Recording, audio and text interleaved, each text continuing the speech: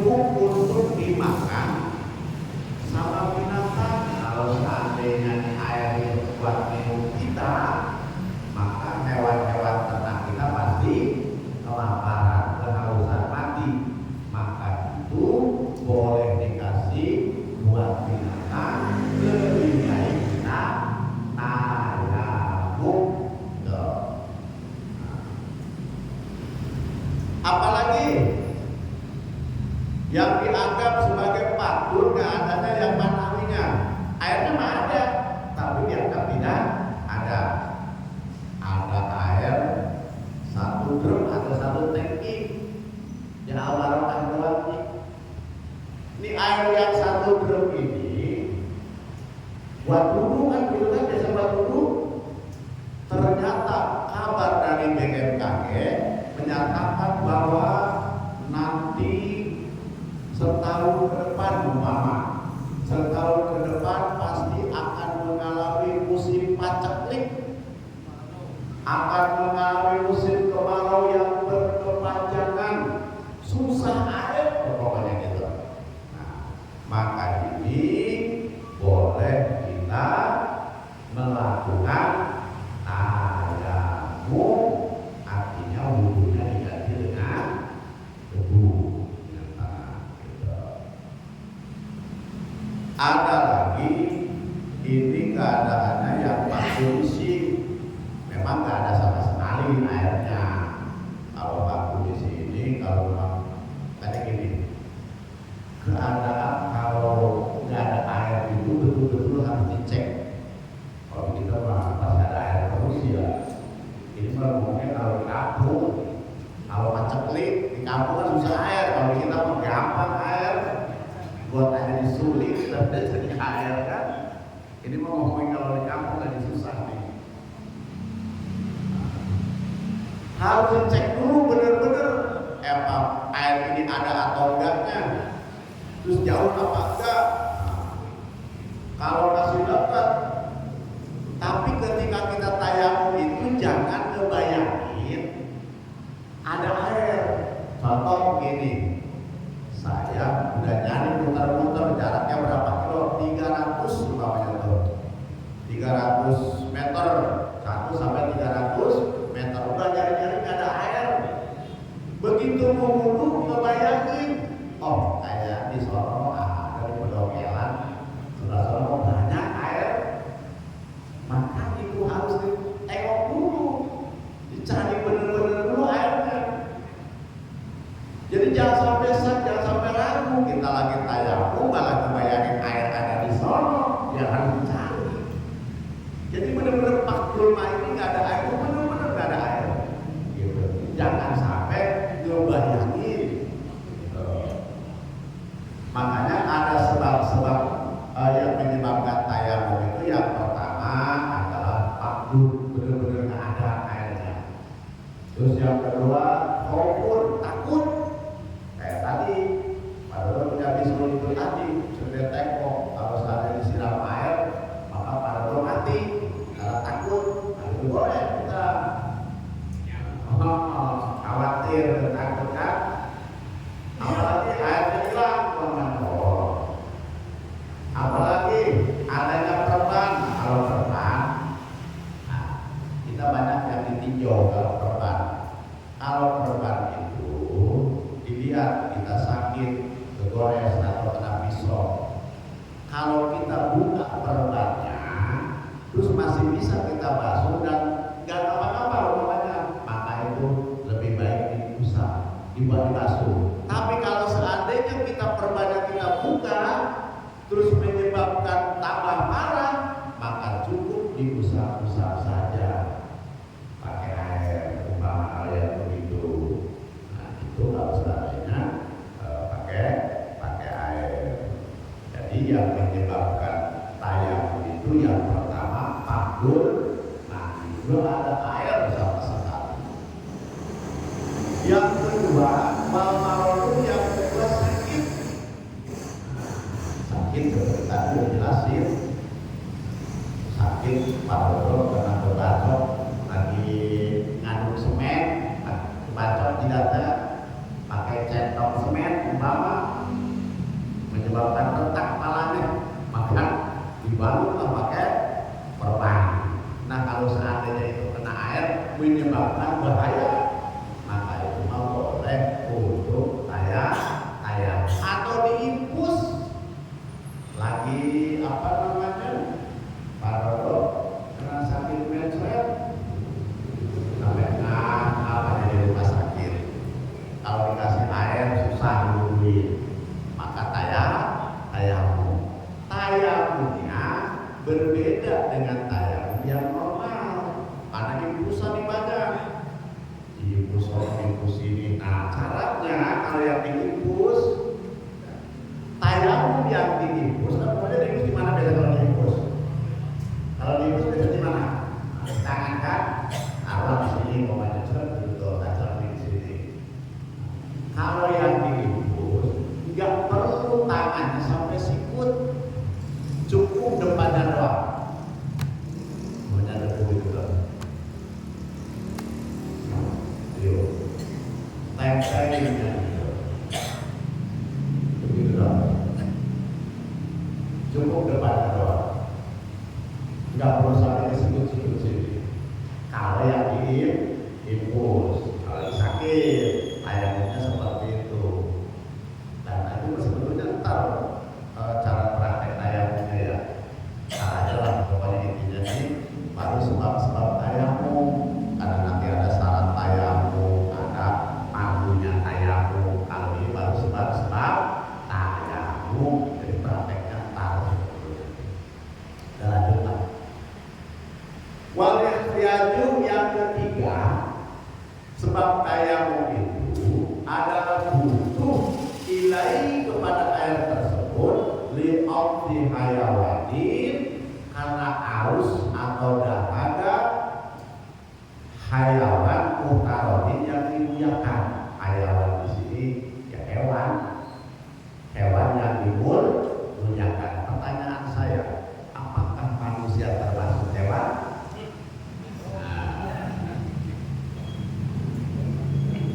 Jadi butuh dengan air tersebut karena aus, hewan yang dimuliakan.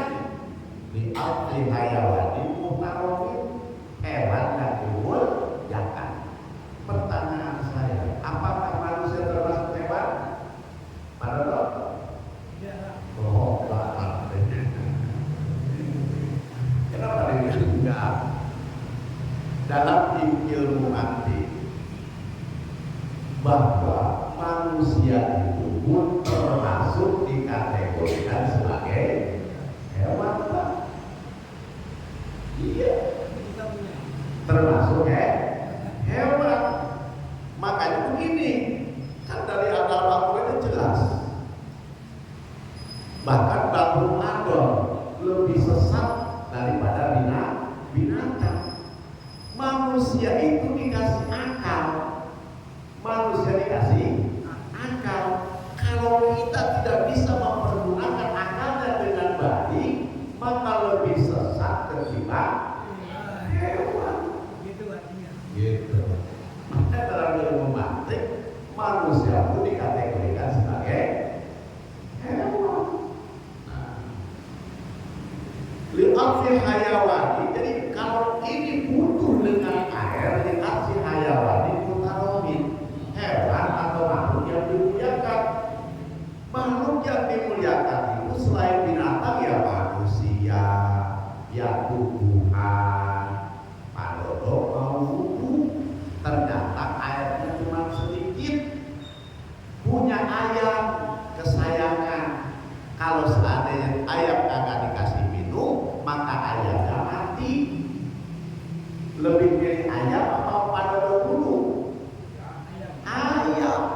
Ayam yang kasih minum, padodo, ayam. Begitu, padodo, ayammu. Li'afli hayawani mutaromin, makhluk yang dimuliakan. Manusia yang termasuk hewan. Maaf. Ya. Ada ghairul muhtaram, ada makhluk yang tidak dimuliakan. Ada berapa Ghairul Muharram ini? Sitatun, ada 6. Nih. Ada makhluk yang tidak dimuliakan oleh Allah. Ada berapa?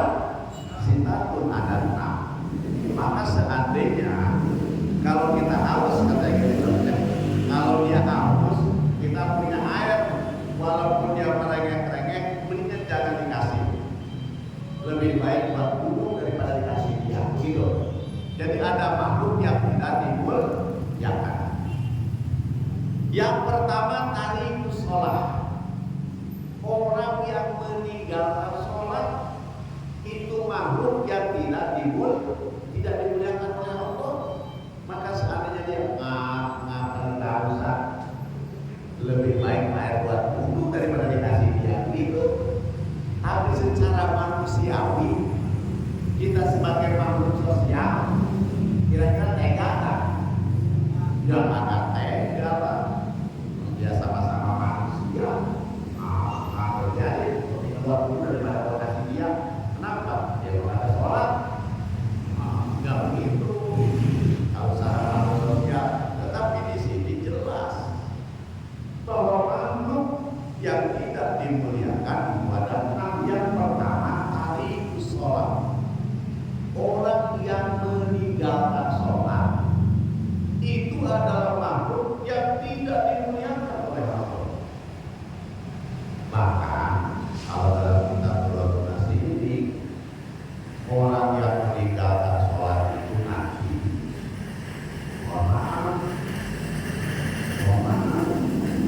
nantinya mukanya itu seperti babi, mukanya seperti babi. Nanti dia ada kepada masyarakat kiri, mukanya seperti babi, seperti benda.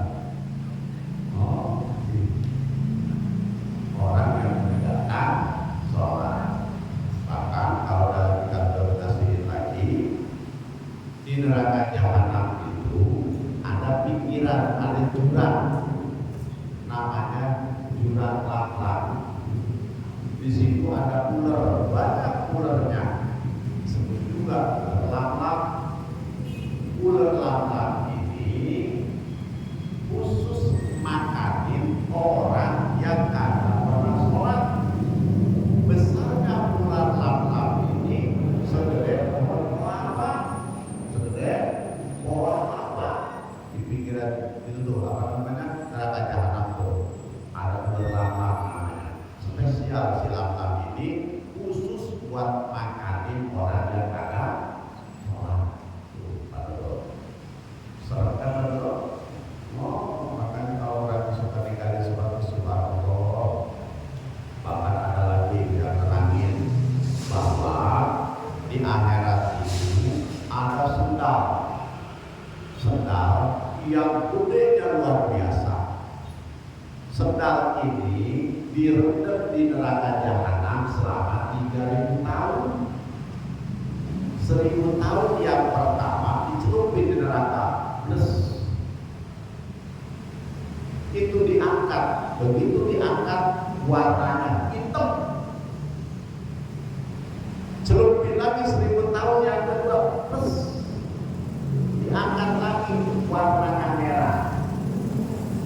Celupin yang ketiga, bukan hitam, bukan merah, warnanya putih silver. Dan keluarin asap sendal ini. Asapnya jarak 1 kilo, 2 kilo, 3 kilo, 4 kilo. Apabila terkena manusia, maka tubuhnya akan hancur kena asapnya doang kan tuh. Nah, sendal ini buat siapa? Sendal ini diperuntukkan buat nyobain nanti orang yang ada sholat. Disodori sama malaikat, nih pakai sendalnya. Bayangin Pak Dodo, suruh pakai sendalnya, sedangkan kena asapnya doang kan. Apabila terkena tubuh manusia, maka tubuhnya akan hancur. Berapa tahun direndam di neraka? 3000 tahun. dengan di dunia itu perjalanan. Kalau satu hari di akhirat, perjalanan di dunia berapa tahun? 1000 tahun di dunia. Sehari di akhirat 1000 tahun di dunia, bayangin itu. Sedangkan sedang yang sudah 3000 tahun di akhirat itu suruh pakai buat madorot yang ada mau sholat, makanya itu ngapain? Di dunia itu cuma sebentar, cuma sekejap mata. Yang kekal, yang abadi itu di akhirat. Bayangin sama kita nih, benar sampai sekarang saya kebayangin. Perasaan dulu masih kecil, tahu-tahu sekarang udah tua, udah banyak bebannya, bener kan? Nggak terasa kita itu. Saya juga nggak tahu berapa tahun lagi akan dipakai oleh Allah. Saya nggak ngerti. Hidup ini terasa singkat banget. Perasaan baru kemarin bisa sekolah, tahu-tahu udah tua. Bener nggak Pak? Oh, gigi udah pada hotel, pada rokok. Iya, nggak terasa hidup kita ini. Mau ngapain lagi? Gitu. Apalagi ada sholat saya 1000 kali. Saya salah satu makhluk yang tidak dimuliakan oleh Allah adalah tarikus sholat. Orang yang meninggalkan sholat banyak kalau tentang yang yang ada sholat.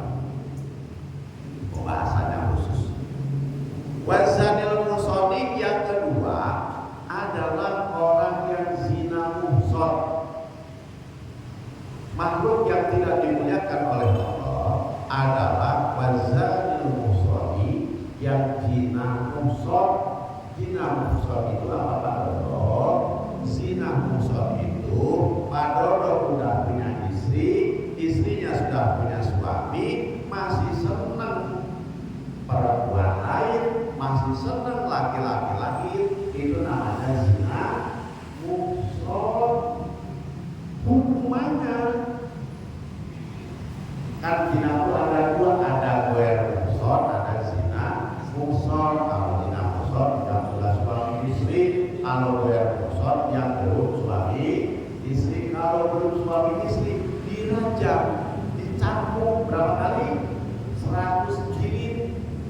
Sahabat, kalau seandainya meninggal, kalau seandainya mati, maka dicatat sebagai mati syahid. Kalau goer muhson, cara menghukumnya itu dipendem. Apa namanya? Dipendem di tanah, kubur, lehernya doang kelihatan, dilemparin batu. Berapa? 100. Mati ya sudah. Hukumnya begitu, hukum razamnya. Janda gimana itu? Coba janda tidak senjatanya. Orang yang berzina, dulu Rasulullah itu ketika Isra Mi'raj, dia melihat ada kaum yang di depannya itu disiapin daging. Yang pertama daging yang matang, enak, gurih, lezat, masih full pokoknya. Di sebelahnya lagi ada daging yang mentah, yang bau, yang busuk. Tetapi ini kaum, ini orang kalau bahasa kita, ini orang makanin malah makanin daging yang bau, makanin daging yang busuk, makanin daging yang mentah. Nabi nanya, wahai Jibril, itu kok aneh ya? Itu siapa? Oh itu umat kamu. Ya kenapa kok itu di depannya ada makan daging enak, masih empul, kelihatannya pokoknya sok 3 lah gitu. Tapi yang sebelahnya ada daging bau busuk. Tapi dia milih makan daging yang bau dan busuk. Sedangkan daging yang matang, yang enak, yang lezat, yang bumbunya luar biasa. Masa kita bantu apa?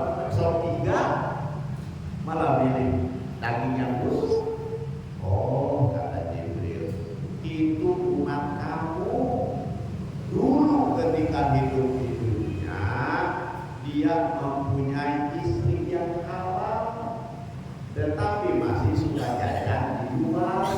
Nah ini Pak Dodo, istri di rumah yang halal ditinggal nyari duit jajan dulu keluar. Nah ini golongan kamu tuh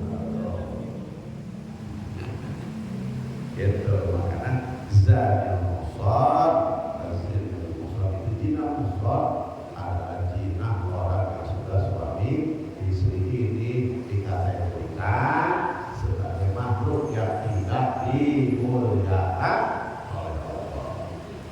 Lanjut. Wal murtadu yang ketiga adalah murtad. Murtad itu keluar dari agama Islam. Tadinya Muslim, keluar karena diiming-imingin pakai Indomie satu dus. Ada dan kalau saya masjid sekarang mah tenang, ini ada Indomie tiap hari saya kasih satu dus. Nggak usah ada, pokoknya nggak usah dimamin, nggak usah sholawatan di masjid, pokoknya saya kasih enak, kasih Indomie tiap hari satu dus. Kata Pak Dodo, oke lah kalau begitu. Jadi keimanan Pak Dodo digadein sama Indomie satu dus. Maka ini termasuk murtad, keluar dari agama Islam. Namanya murtad begitu. Jadilah ada murtad ucapan, ada murtad kelakuan. Kalau mau dibahas murtad ya cuma khusus pelajarannya beda lagi. Ini mah tentang fikihnya. Yang selanjutnya wal kafiril harbi. Kafir harbi. Kafir harbi adalah termasuk makhluk yang tidak dimuliakan. Apa itu kafir harbi? Adalah kafir musuh. Bagaimana di tempat kita banyak ada kafir? Banyak kafir? Banyak. Non muslim kafir bukan? Kafir. Bosnya Pak Dodo kafir bukan? Kafir. Cuma kafirnya kafir jizmi, bukan kafir harbi. Kalau kafir jizmi artinya kafir yang membayar fidyah, yang membayar upeti, yang membayar pajak, maka itu tidak boleh dibunuh. Tapi kalau kafir harbi yang memerangi, maka halal darahnya, dan itu termasuk makhluk yang tidak dimuliakan. Gitu. Kafir harbi itu kafir musuh yang memerangi kita, kayak Israel gitu kan. Kafir harbi namanya. Tapi kalau kafir jizmi, kafir yang bayar pajak, bayar upeti, maka tidak boleh ikut-ikuti yang begitu mah. Karena itu mah dilindungi. Beda kalau. Nah, selanjutnya wakal ulama dulu anjing yang galak. Anjing yang galak itu makhluk yang tidak dimuliakan. Kalau ada air yang kehausan, lebih baik itu air dipergunakan buat kita ketimbang dipakai buat anjing galak. Tapi kalau anjingnya baik, gimana? Enggak galak, termasuk dimuliakan kan Pak Dodo? Ya nggak tahu kata Pak Dodo. Kalau anjingnya baik, memang anjingnya peliharaan, maka itu mah tetap kita kasih minum. Ini mah anjing yang galak, yang liar, asal dia Pak Dodo pengennya nyemprem mulu. Nah, itu mah jangan kasih yang begitu mah. Lemparin batu aja Pak Dodo gitu. Wal hinjir dan babi. Babi juga termasuk binatang ya, makhluk yang tidak dimuliakan. Tadi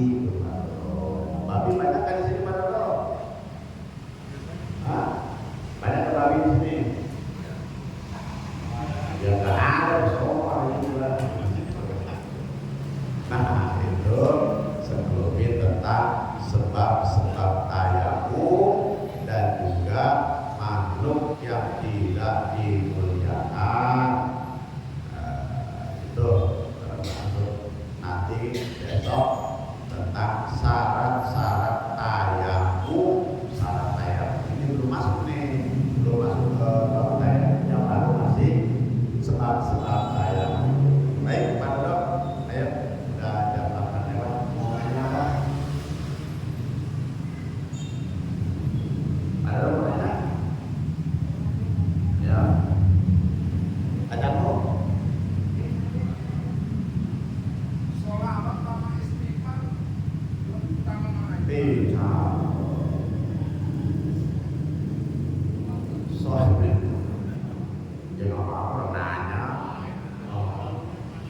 Kirain mau nanya tayamum, jadi nanyanya sholawat sama istighfar afdolan mana kan gitu. Istighfar itu kalau dalam hadisnya dianjurkan sehari semalam itu minimal 70 hari. Pernahkah kita dalam sehari semalam kita membaca istighfar sebanyak 70 kali? Anjurannya sehari semalam itu minimal kita membaca istighfar itu sebanyak 70 kali, karena kita menganggap dan sadar betul bahwa kita itu setiap saat, setiap detik, setiap waktu, setiap menit, setiap jam, setiap hari kita selalu melakukan dosa. Maka tebus, kata Nabi, perbanyak istighfar sehari semalam minimal sebanyak 70 kali. Mohon ampun kepada Allah. Kita gak terasa kita ngobrol, duduk sama Pak Dodo, tiba-tiba ngomongin orang. Dosanya begitu, tidak terasa.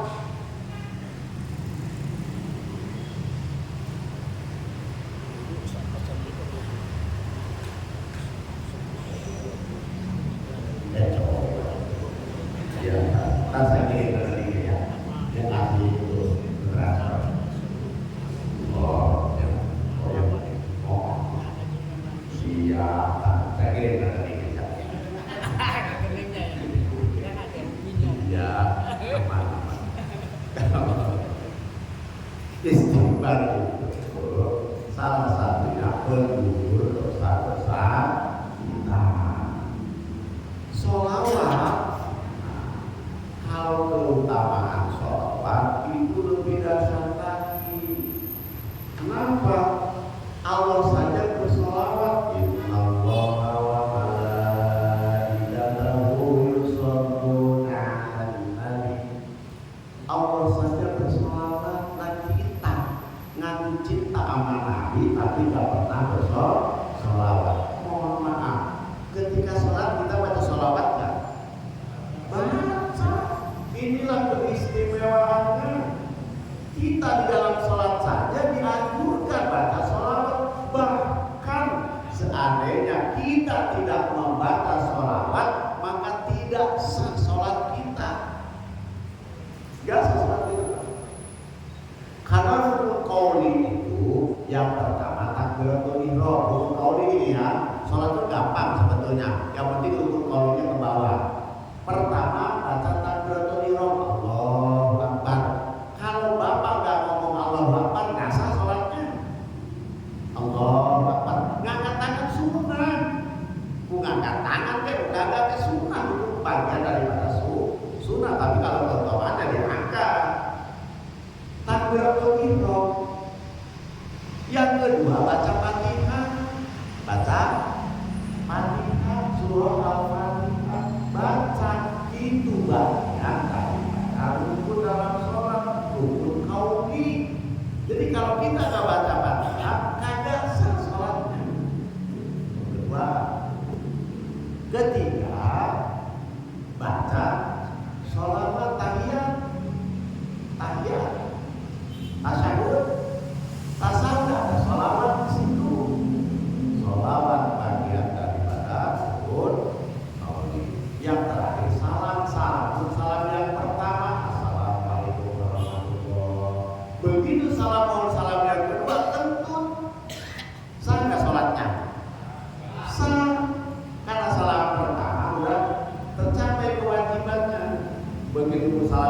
kedua kentut atau berak di celana, udah sah sholatnya.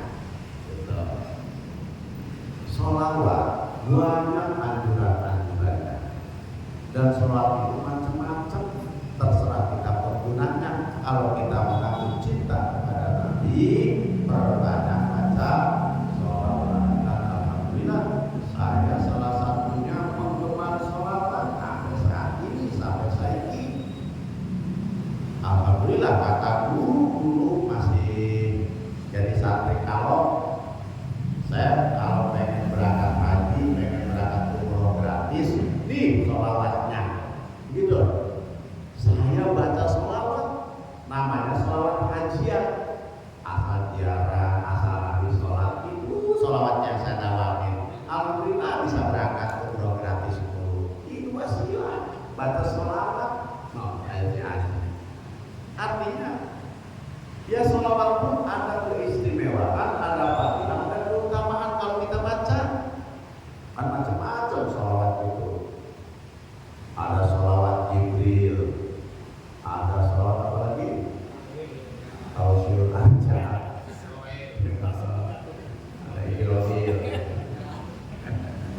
Banyak sholawat itu, terserah kita memakai yang mana, tergantung kebutuhan. Yang penting kita banyak baca sholawat.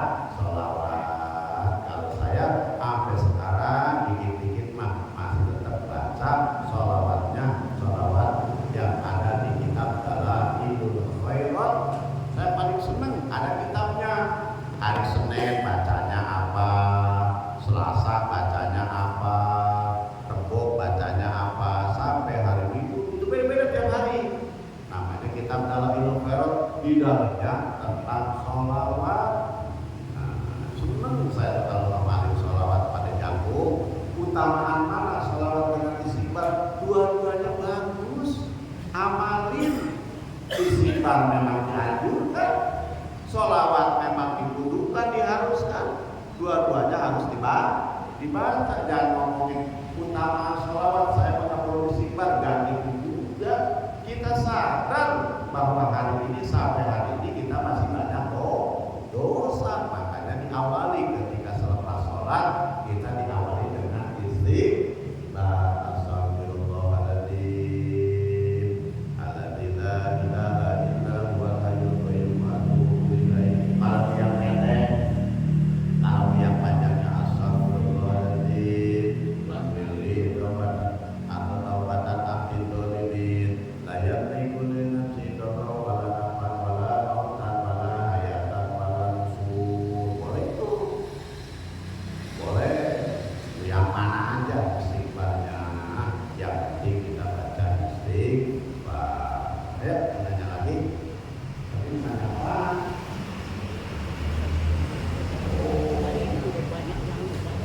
Oh iya, ada tenang, kirim kepada kita. Pada menanya apa?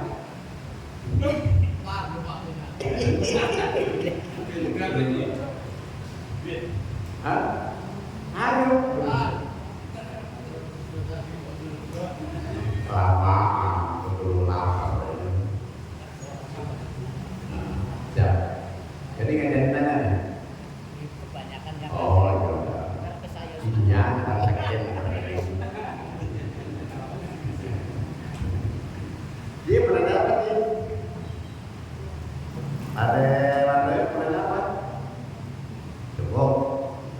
Oke lah, setengah 9 cukup ya. Ini maaf, Kasek. Ah. Dua tema nih maaf. Iya nggak apa-apa. Kalau kita ngopi bareng nih. iya. Mumpung ngopi bareng.